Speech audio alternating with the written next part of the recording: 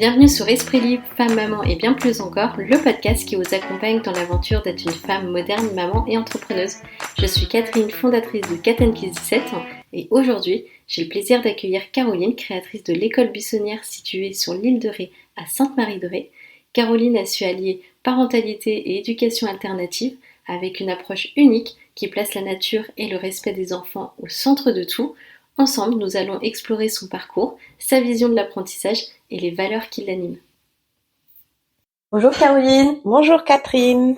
Comment tu vas aujourd'hui? Très bien, merci. Est-ce que pour les auditeurs, tu pourrais te présenter un peu, savoir qui tu es et ce que tu fais sur l'île de Ré? Ok. Alors, je m'appelle Caroline Cartalas, je suis franco-allemande, j'ai vécu la plupart de ma vie en Allemagne.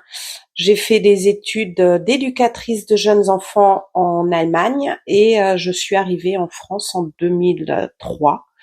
Je suis mariée, j'ai 2 enfants, des adolescents maintenant. Ils ont grandi en tout cas. Ouais, ils ont grandi. Et voilà, je suis la créatrice de l'association École Buissonnière qui est sur Sainte-Marie-de-Ré. Alors moi j'adore cette école, je sais que j'aime beaucoup le concept et surtout cette liberté que tu donnes aux enfants. Et comme je disais, c'est un peu comme une maison de hobbit.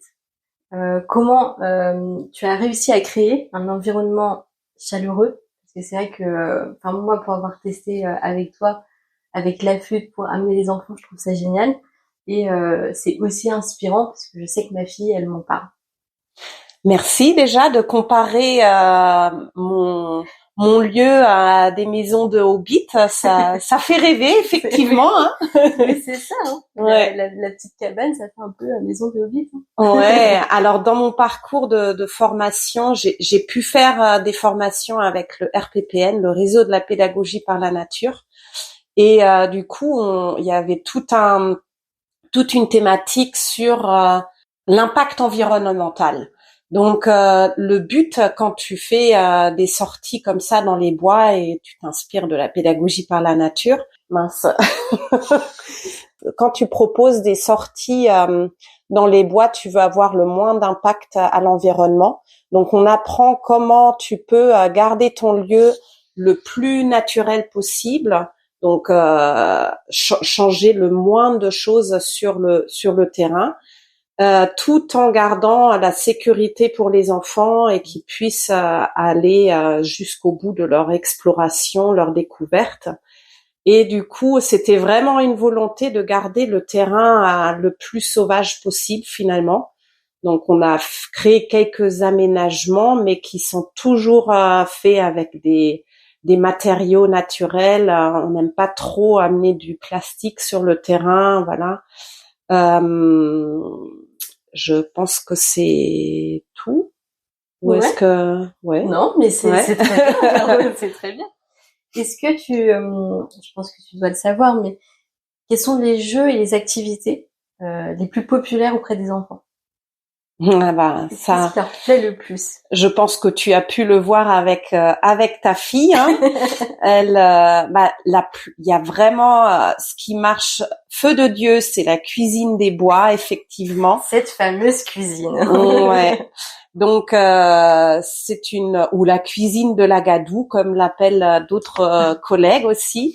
Donc c'est vraiment tous les âges s'éclatent dans ce lieu. Donc j'accueille des enfants entre 2 et 12 ans. Les enfants de 2 ans, ils vont plus être dans la sensation de toucher la terre, d'être en contact avec tout ça, les casseroles, c'est comme chez maman et papa à jouer avec les casseroles et tout ça. Et les plus âgés, eux, ils vont faire des trucs un petit peu plus sophistiqués, ils vont préparer carrément des sushis ou des pizzas ou ils vont jouer au restaurant. Et après, ça peut dévier aussi en un grand concert dans la cuisine avec les casseroles. Voilà. On avait eu la dernière fois, je crois, aussi, où Nina s'était amusée à taper avec les casseroles. Du coup, le copain avait fait la même chose. Et là, c'était vraiment un concert de casseroles. Exactement. Ouais. Est-ce que tu as des anecdotes à nous partager sur des enfants qui ont changé grâce à ton école? Oui, alors j'avais cette école maternelle hors contrat pendant 2 ans et lors de cette période, j'ai pu suivre les enfants vraiment jour par jour. Donc, ils étaient vraiment en contact tous les jours avec la nature. Et c'est réellement avec ces enfants-là qu'on a pu voir bah, tout ce qui a changé en eux, tous les bienfaits qui se sont mis en place, on va dire.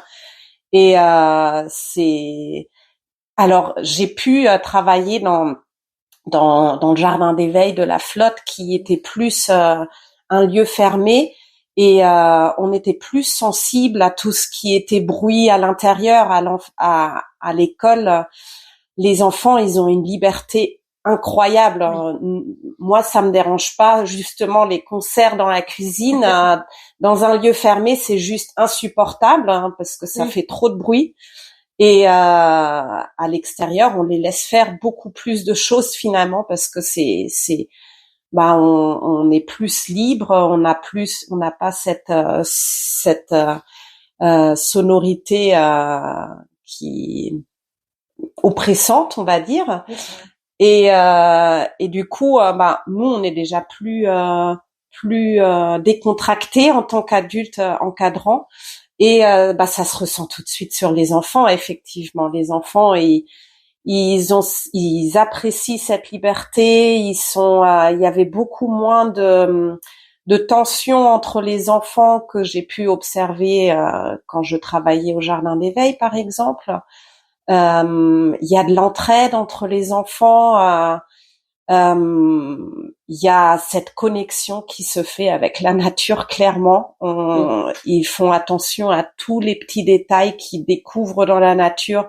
Et ça, c'est vraiment quelque chose qui me faisait et qui me fait toujours très, très chaud au cœur, effectivement. Je pense à un enfant en particulier, que je pense que tu vois de qui je veux parler. Un enfant que j'avais gardé, en fait, tout petit, et que j'avais retrouvé, où tu m'avais contacté pour faire une journée avec vous. Donc, j'avais retrouvé cet enfant. J'étais hyper contente de voir l'évolution de cet enfant qui était très renfermé sur lui-même. Et avec la pédagogie par nature, je l'ai retrouvé plus rayonnant. C'est un enfant, je voyais, il arrivait à avoir le sourire. Et c'est vrai que je trouve que pour moi, c'est un des enfants où j'ai vu un grand changement sur sa façon d'être et de sourire, même si c'était encore un peu compliqué. Mais je le trouvais beaucoup plus apaisé à ses 6-7 ans que quand moi je l'ai gardé, il avait 3 ans, voire 2 ans et demi, où c'était un enfant très enfermé et très peur en fait des autres. Oui, ça c'est la magie de la nature, j'ai envie de te dire, et j'ai pu accueillir beaucoup d'enfants avec des particularités. Les parents m'en parlent, pas toujours, mais m'en parlent des fois. Et moi, je trouve que ces enfants, ils ont beaucoup plus de facilité à être eux-mêmes et à être acceptés dans le groupe enfant, avec leurs particularités, mais qui devient une chose positive finalement, parce qu'on est tous différents effectivement, et on a tous des capacités différentes, et je pense que cette liberté, ça fait un bien fou à tous les enfants. Tous les enfants. Ouais. Parce qu'il y a... Et on a la chance, donc pour d'être sur l'île de Ré. On le sait, nous c'est un terrain de jeu quand même énorme pour les enfants et pour les adultes.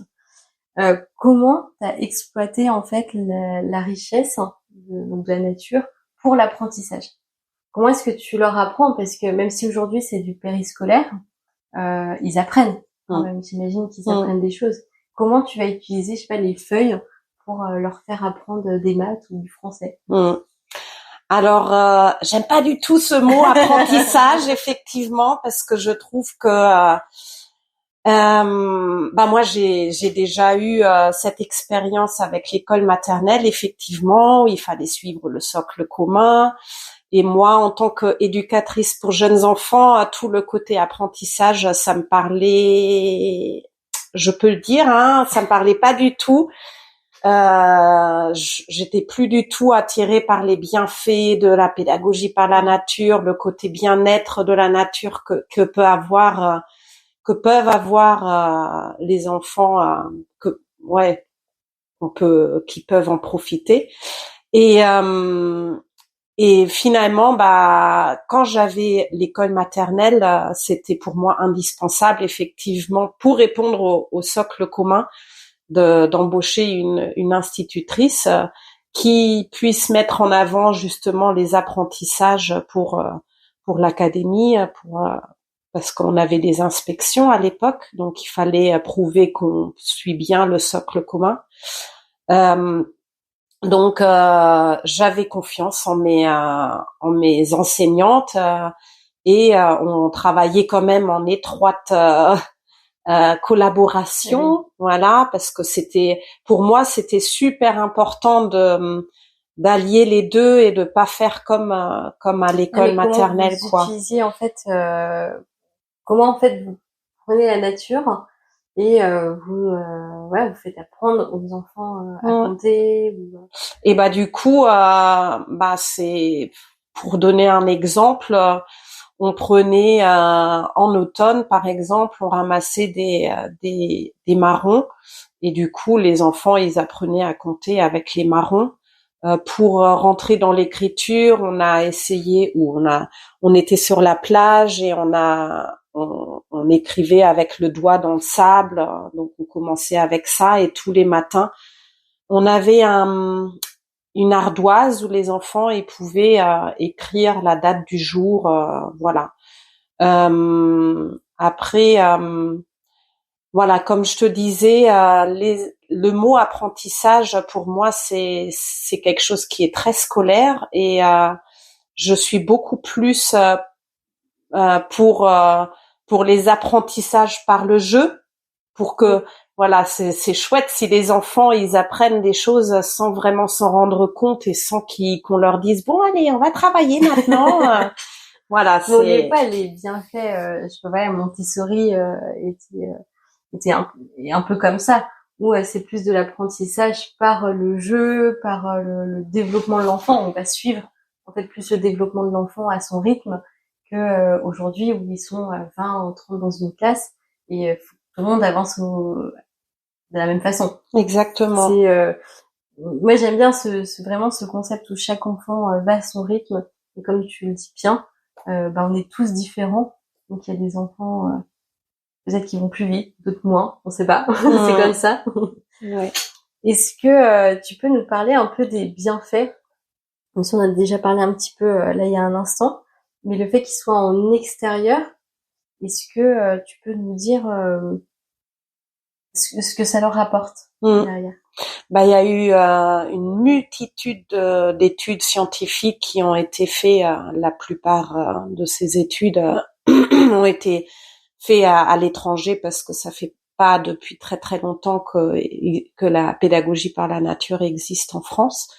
Mais on a vu que ça faisait des enfants très très curieux, que il y a une espèce de bien-être qui se met en place chez les enfants. On a fait des études justement, le fait de regarder au large sur la mer par exemple, c'est un antidépresseur, et du coup oui, il y a tout ça, on sentait que les enfants ils étaient bien dans leur basket, ouais. Une confiance en soi aussi qui s'installe, parce qu'on leur propose de prendre des risques quand même. Ils avaient le droit, par exemple, de grimper dans les arbres, ou ils ont toujours le droit de grimper dans les arbres. Et du coup, il y a des risques effectivement derrière, mais nous, on pense que les bénéfices sont beaucoup plus importants, et on a tous envie d'avoir des enfants qui ont confiance en eux, et j'ai pu découvrir des enfants qui étaient très très en retrait et pas sûrs d'eux au départ, et au bout des 2 ans à l'école maternelle, ils étaient beaucoup plus sûrs d'eux, plus confiants. Pour leur immunité aussi, il y a beaucoup de parents qui pensent que c'est pas bien d'être trop longtemps dans l'air. On va attraper froid. Ouais, voilà. Et quand il pleut, voilà, c'est pas bien pour leur santé. Mais finalement, il y a eu des études qui ont été faites comme quoi les enfants qui passent beaucoup de temps dehors, bah ils sont beaucoup Ils sont moins malades que. Ça c'est vrai. Ouais. J'ai entendu ça il y a pas longtemps d'ailleurs. Et là, on parlait un peu, j'imagine que tu as des projets pour l'école. Alors moi, je les connais. Est-ce que tu peux nous parler de tes projets, donc là, actuels, et nous faire un petit point vraiment, parce que aujourd'hui, c'est plus une école, donc c'est toujours le nom de l'école buissonnière, mais c'est du périscolaire. Et moi, ce que j'aime bien, et c'est ce que j'ai envie aussi que ma fille fasse, c'est les stages Robinson, parce que j'en ai entendu beaucoup de bien surtout de 3 petits-enfants. Est-ce que tu peux nous parler un peu des stages Robinson et du coup tes projets? Oui. Alors l'activité phare aujourd'hui sont les sorties réguliers du mercredi, parce que c'est vraiment par la régularité, les temps longs que peut s'instaurer les bienfaits de la nature sur les enfants. Voilà, donc ça c'est l'activité phare. Après, effectivement, on a les stages Robinson pour les vacanciers, mais aussi pour les enfants de l'île de Ré. Donc là, on propose un accueil sur la semaine, sur un thème en particulier. Voilà. Donc ça, c'est ce qu'on fait actuellement. On propose aussi des sorties avec des crèches. Donc on a une crèche qui vient une fois par mois sur le terrain. Et ça, j'adore. C'est trop chouette de voir évoluer les enfants, de voir comment ils évoluent après chaque sortie. Et ça, j'apprécie beaucoup ces sorties avec les enfants un petit peu plus petits. On propose des sorties au centre de loisirs aussi. Pour l'instant, on n'accueille que des centres de loisirs de l'île de Ré, mais ouvert à ceux de La Rochelle également. Et on a commencé à proposer, c'est très récent, à proposer des sortes de formations pour les adultes pour connaître la pédagogie par la nature. D'accord. Parce que il y a le RPPN, le réseau de la pédagogie par la nature, dont je suis cofondatrice aussi. Il propose des modules 1 à 3 pour vraiment pratiquer la pédagogie par la nature. Moi, je propose des formations plus sur qu'est-ce que c'est la pédagogie par la nature et quelles sont l'importance de la nature que peut avoir cette pédagogie sur les enfants, mais surtout être humain finalement. Voilà, les projets à venir. C'est de développer encore plus les sorties avec les crèches, les aides-garderies. On propose déjà aussi des sorties thématiques pour les adultes. Donc, on fait des sorties plantes comestibles, par exemple. On va mettre en place un atelier vannerie en automne, au printemps. On propose un stage de sculpture sur bois aussi ce printemps. Et voilà, moi, ce qui m'importe finalement aujourd'hui, c'est que une multitude d'enfants puissent profiter des bienfaits de cette pédagogie. Donc, j'ouvre les portes finalement peut-être à des institutions que je ne connais pas encore, voilà. Mais je suis ouverte à faire découvrir mon lieu. J'aime beaucoup ta sensibilité déjà pour la nature. Effectivement, aujourd'hui, je trouve ça hyper important qu'on soit tous sensibilisés là-dessus. Et d'autant plus ce petit côté où tu veux ouvrir à tout le monde. Voilà, moi je suis pour que tout le monde soit réuni. Donc je trouve ça génial aussi d'ouvrir et faire des modules pour les parents. Parce qu'effectivement, c'est les parents qui emmènent et qui choisissent où vont nos enfants.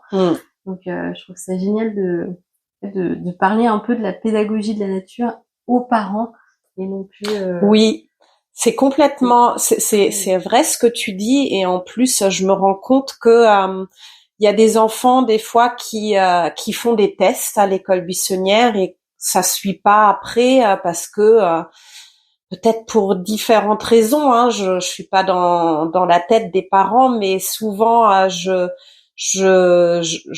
vois quand même que les parents ils sont un peu réticents, ils disent ah ouais mais on n'a pas envie que nos enfants ils restent sous la pluie pendant 3 heures et finalement on peut faire la même chose à la maison, on se fait déjà des balades dans la nature et mais c'est complètement autre chose effectivement de laisser son enfant pendant 3 heures avec d'autres enfants. Il y a une énergie, il y a quelque chose qui se met en place qu'on peut pas vivre avec lors d'une balade avec maman papa, ce qui est quand même très très bien, hein, mais c'est pas du tout la même chose.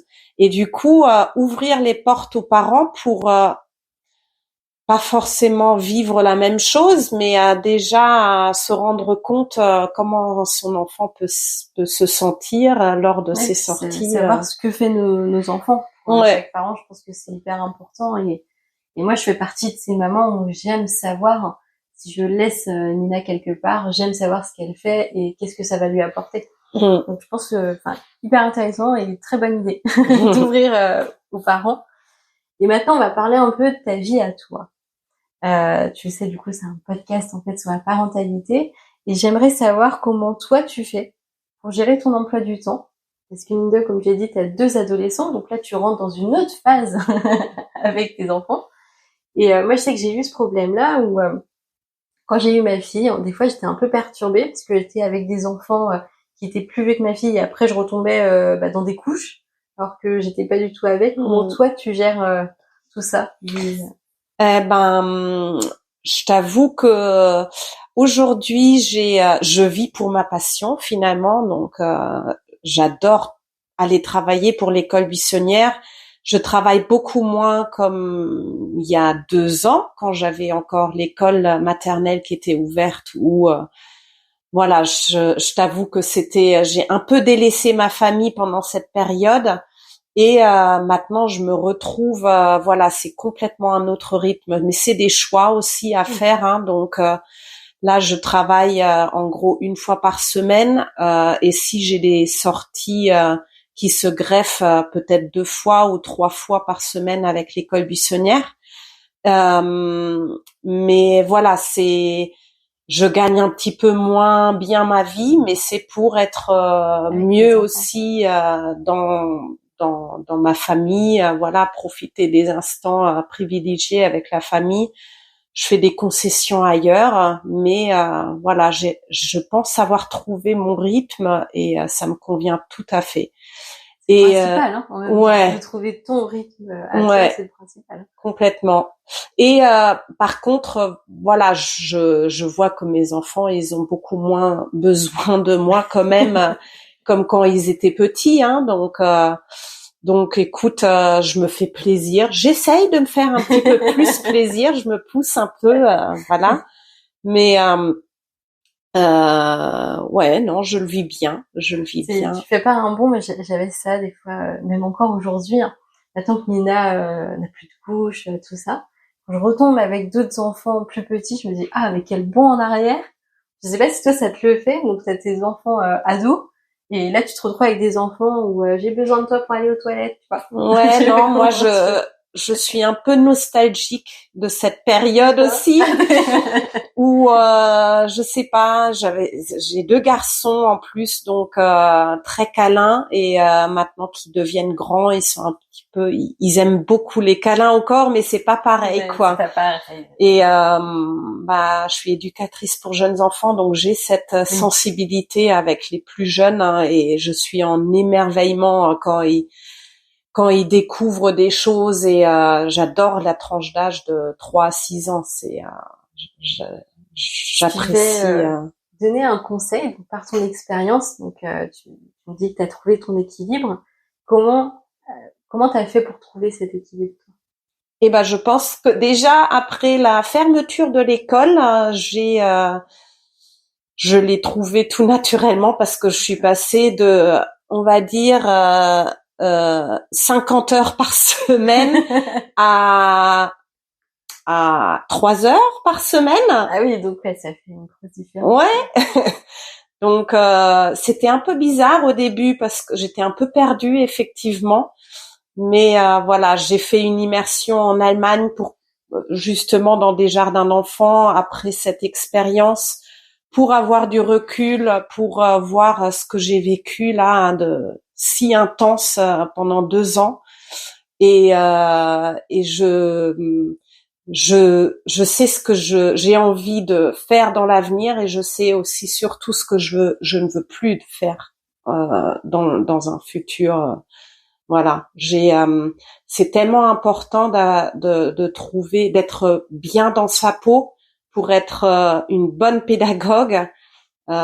Si on prend pas assez soin de soi-même, bah, il y a des choses qui marchent moins bien dans ta profession, quoi. Ouais. Donc le conseil pour les jeunes mamans, parce que maintenant tu as une grande expérience aussi en tant que maman. Oui, suivez vos rêves déjà. Ça c'est c'était une grande étape effectivement de tout lâcher pour vivre pour vivre de ma passion. Et ça a changé tout. Je suis devenue une autre personne, mais je suis pas du tout prétentieuse, mais je suis très très fière de ce que j'ai pu accomplir depuis 2003, 6, 16. Ouais, parce que moi je t'ai connue, tu étais au jardin d'éveil et tu en parlais un tout petit peu dans ton texte et tu savais pas trop. Et tu peux être fière de toi parce que tu as eu beaucoup, on n'a pas le temps d'en parler, mais tu as eu énormément d'étapes, énormément de choses. Ouais, ça a été très compliqué pour la montée et avec les institutions. Tu m'as aidé d'ailleurs aussi pour l'ouverture de l'école. Ouais. Donc bravo parce que moi honnêtement je me suis dit mais c'est incroyable quelque chose qui est aussi prouvé par des études ne puisse pas prendre vie en fait en France. Donc, et toi t'as tenu le coup, t'as été persévérante en fait. C'est ça. Oui, bah quand on est persuadé d'un truc, voilà, c'était trop présent dans ma tête pour que je puisse passer à autre chose. Et peut-être, je sais pas si c'est une qualité ou un défaut, mais je suis un petit peu naïve, peut-être aussi. Tu n'as que des qualités. Et du coup, je me suis lancée dans un truc. Aujourd'hui, je pense que je le referai pas parce que ça m'a bien miné des fois. Alors il y avait beaucoup de bas, mais aussi beaucoup de hauts effectivement. Mais voilà, c'est la vie en vrai. C'est une belle expérience. Ouais. C'est une belle expérience. Comment est-ce que toi tu vois l'avenir de l'éducation en France? Comment les écoles alternatives vont se développer? C'est vrai que toi t'as cette chance donc d'être franco-allemande et donc d'avoir vu comment ça se passait en Allemagne. Comment tu le vois un peu en France? Ben normalement je suis une personne très optimiste, mais là quand je vois comment ça se goupille, comment ça se projette, là je suis assez pessimiste. Bon après tout peut changer, hein, mais je vois qu'il y a plein d'écoles alternatives en France, pas autour de moi, mais en France, qui ferment. Et moi, je l'ai vécu.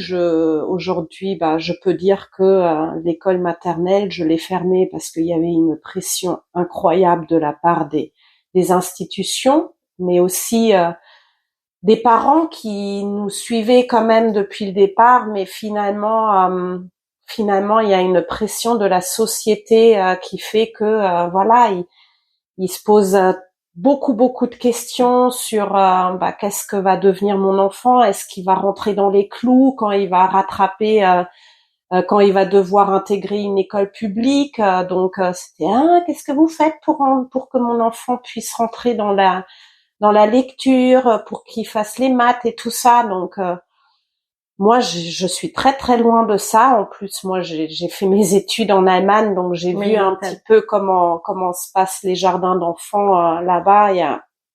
On donne l'enfant est beaucoup plus libre.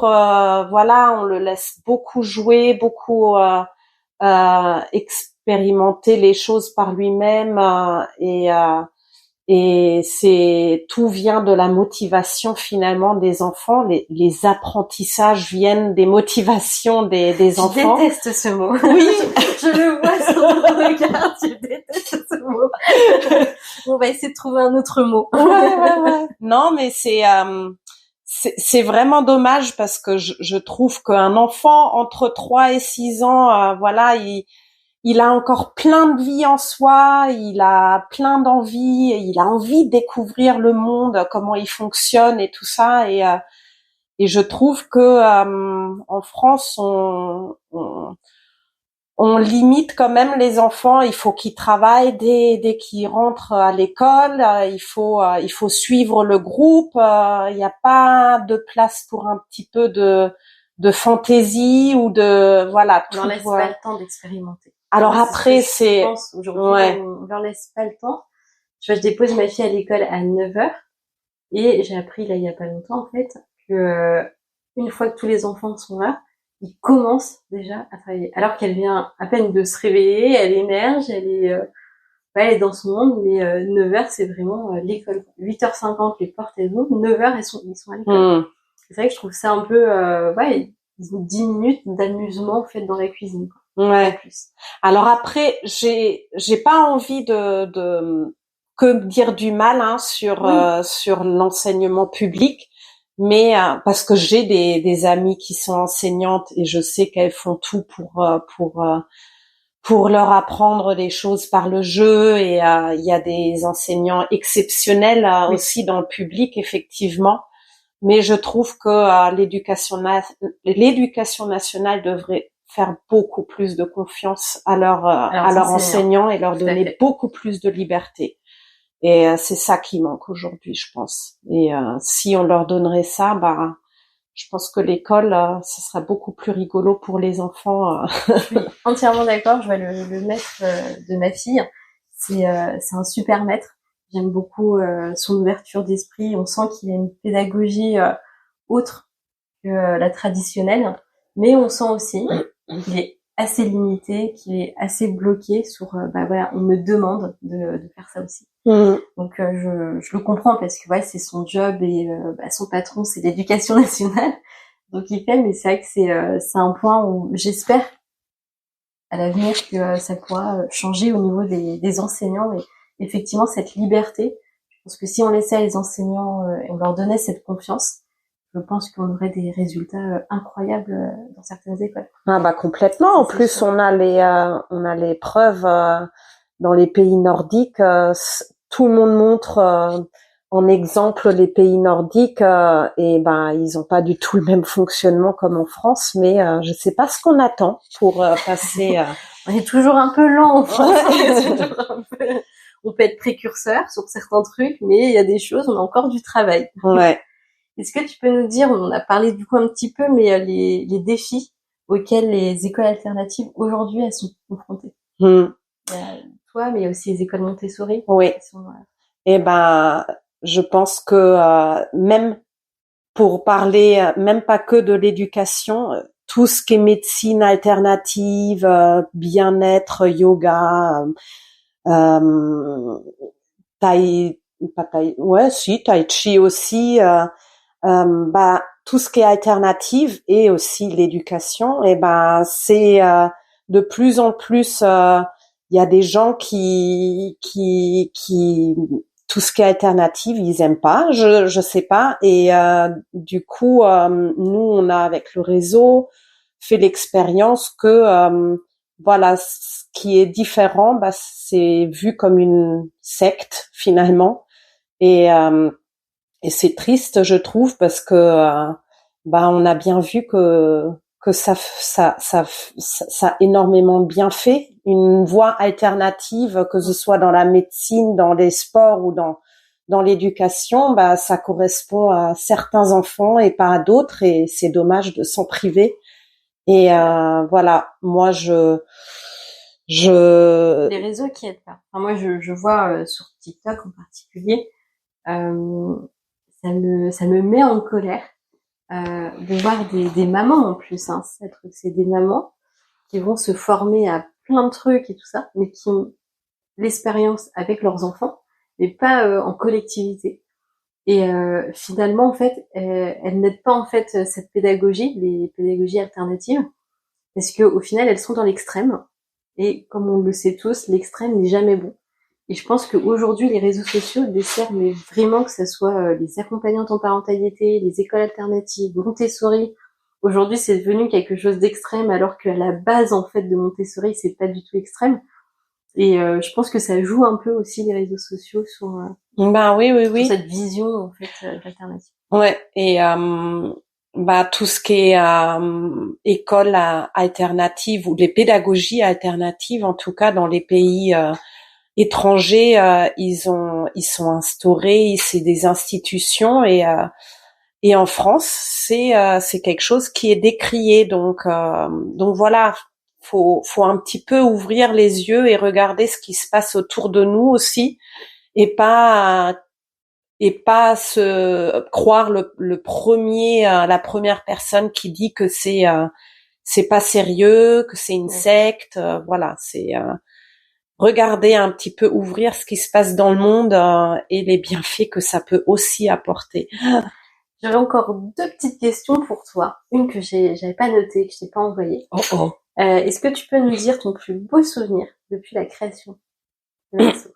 Eh ben, bien sûr, ça a un rapport avec les enfants, hein, parce que c'est eux qui me rendent bien la médaille, on peut dire ça? Oui. Non? Ouais.